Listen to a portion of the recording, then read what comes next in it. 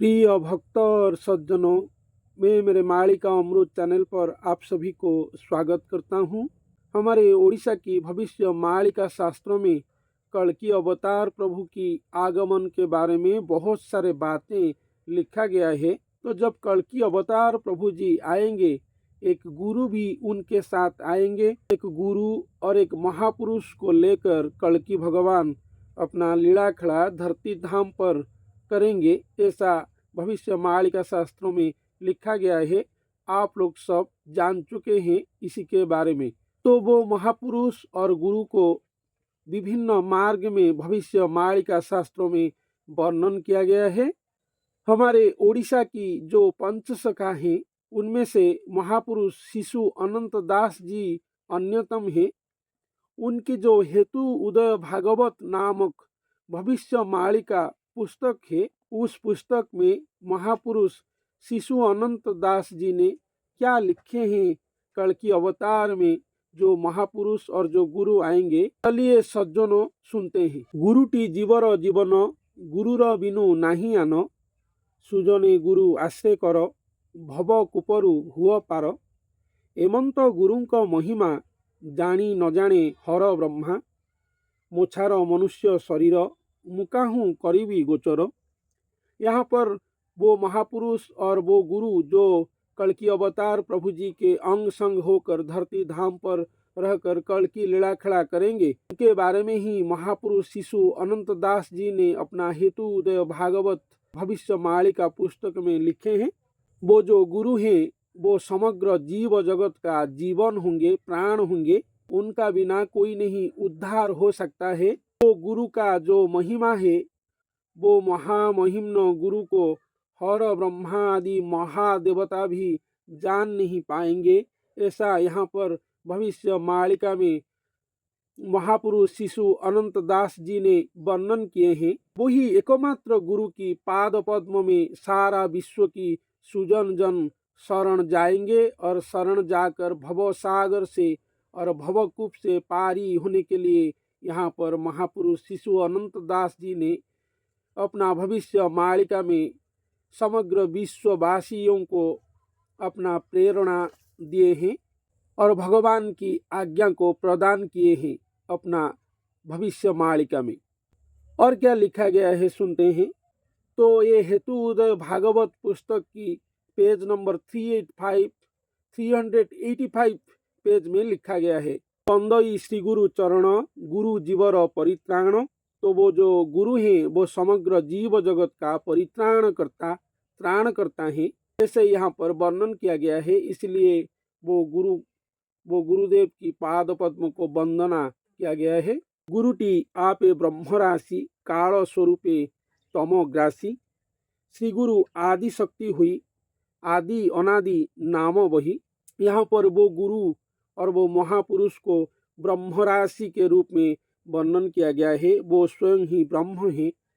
वो काल स्वरूप होकर घोर अंधकार को नाश करेंगे और वही गुरु आदि शक्ति है। वही आदि अनादि नाम को बहन करके यहाँ पर धरती धाम पर आएंगे, ऐसा महापुरुष शिशु अनंत दास जी ने यहाँ पर लिखे हैं। अनादि ठारू आदि हुई एणुता आदि अंत नहीं, अनादि परम ईश्वर आदि शक्ति कलेवर। देख अनादि जोग लीला परम काल रूपे खेला, अघट घटन मुरारी आदि अनादि रूपे पुरी। तो यहाँ पर वर्णन किया गया है जो अनादि है, जो अनादि ब्रह्म है और निराकार ब्रह्म है, उनसे आदि के रूप में वो महापुरुष और गुरु मानव संभूत होकर अर्जुनी संभूत होकर यहाँ पर धरती धाम पर हमारे भारत वर्ष में जन्म हुए होंगे और उनकी अंग में अनादि और निराकार ब्रह्म आकर आदि अनादि वेश में रहे होंगे। इसलिए आदि शक्ति और वो गुरु शक्ति को भगवान की स्थूल कलेवर यहाँ पर बोला गया है। आदि शक्ति टी कलेवर ऐसा लिखा गया है। वो जो आदि शक्ति है वो श्री गुरु है और वो महापुरुष है। पर ऐसा संत शिशु अनंत दास जी ने वर्णन किए हैं और उन्हीं का आदि अनादि का लीला खड़ा ही धरापृष्ठ में होगा और वो श्री गुरु रूप में इस कल की लीला खड़ा को संपादित करेंगे और श्री गुरु में आदि होंगे और अनादि होंगे। आदि जो हैं वो पहले आए होंगे मनुष्य के रूप में, और अनादि जो होंगे वो शून्य पुरुष उनके पास आकर उनके अंग में समाहित होंगे। इसलिए वो गुरु आदि अनादि का मिलन स्वरूप होंगे। ऐसा अघट घटना और जो घटना कभी भी धरती धाम पर नहीं हुआ होगा, ऐसा महाअलौकिक घटना धरती धाम पर होगा, ऐसा यहाँ पर भी संत जी ने भविष्य मालिका में वर्णन किए हैं। और स्वयं भगवान जो है श्री गुरु के रूप में आदि अनादि वेश में यहाँ पर धरती धाम पर व्याप्त होंगे, ऐसा भी यहाँ पर वर्णन किया गया है। एणु अनादि ईश्वर ही आदि शक्ति महामाई, जे महामाई गुरुदेव सुजने हेतु करी भाव। तो अनादि जो है यहाँ पर ईश्वर है, आदि शक्ति को महामाई के रूप में वर्णन किया गया है, लेकिन वो महामाई कोई नारी नहीं है, वो महामाई खुद गुरुदेव है, और एक गुरुदेव है और एक महापुरुष है। ऐसा यहाँ पर महापुरुष शिशु अनंत दास जी ने अपना हेतु उदय भागवत नामक भविष्य मालिका पुस्तक में पेज नंबर 385 और 385 पेज में लिखे हैं कि एक महापुरुष और गुरु आएंगे कलयुग की अंतिम समय पर, जो आदि अनादि के बेस में आएंगे, वो आदि शक्ति होंगे और स्वयं महामाई होंगे। वो खुद ही एक गुरु होंगे और उन्हीं के साथ भगवान की कल की लीला होगा धरती धाम पर। वो गुरु इतना महामहिम्न होंगे कि हर ब्रह्मा आदि महादेवता भी उनको पहचान नहीं पाएंगे। वही गुरु को आश्रय करके सारा विश्ववासी भवसागर से उद्धार होंगे। ऐसा भी यहाँ पर महापुरुष शिशु अनंत दास जी ने वर्णन किए हैं।